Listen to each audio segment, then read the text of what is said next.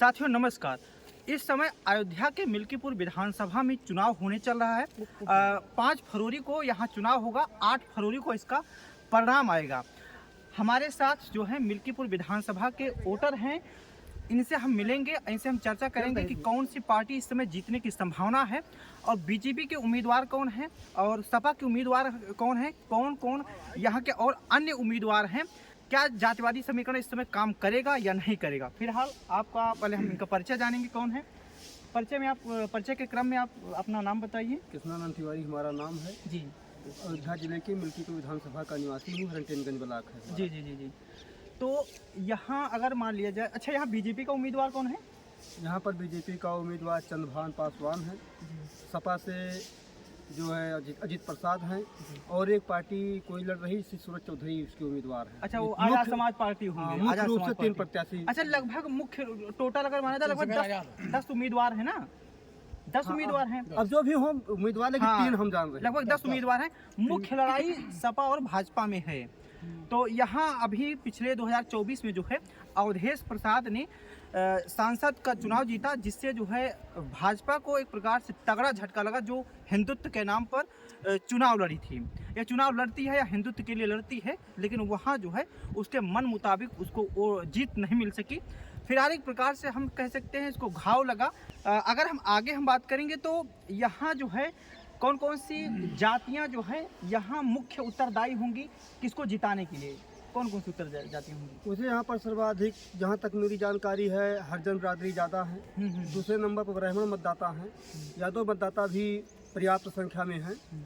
तो जातिवाद यहाँ पर हावी है, काफ़ी समय से चल रहा है, और हर जात के लोग अपने अपने बिरादरी को जिताने के लिए प्रयास करते हैं।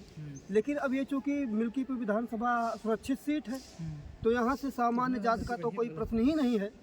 तो हरिजन बिरादरी के ही लगभग सारे उम्मीदवार हैं। तो हर पार्टियाँ जो है उसे जिताने के लिए, अपने उम्मीदवार को जिताने के लिए भरकस प्रयास कर रही। अगर हम इस विधानसभा की बात करें तो मिल्कीपुर विधानसभा की 2017 में गोरखनाथ जीते थे अवधेश प्रसाद को हराकर।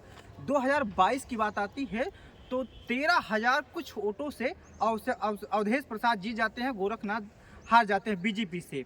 फिलहाल अब उसी सीट पर जब 2024 का जो चुनाव हुआ तो सांसदीय पद पर अवधेश प्रसाद अयोध्या से जीत गए और यह सीट खाली हो गई। अब इसका उपचुनाव होने चल रहा है।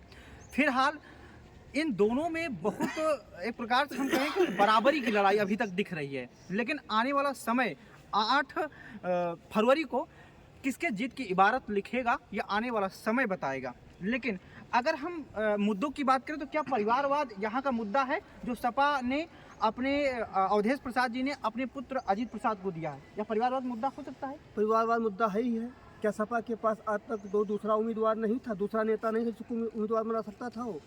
तो इसका मतलब ये है कि अगर परिवारवाद को लोग बढ़ावा न देते तो सपा जो है किसी दूसरे नेता को टिकट देती और उम्मीदवार बनाती।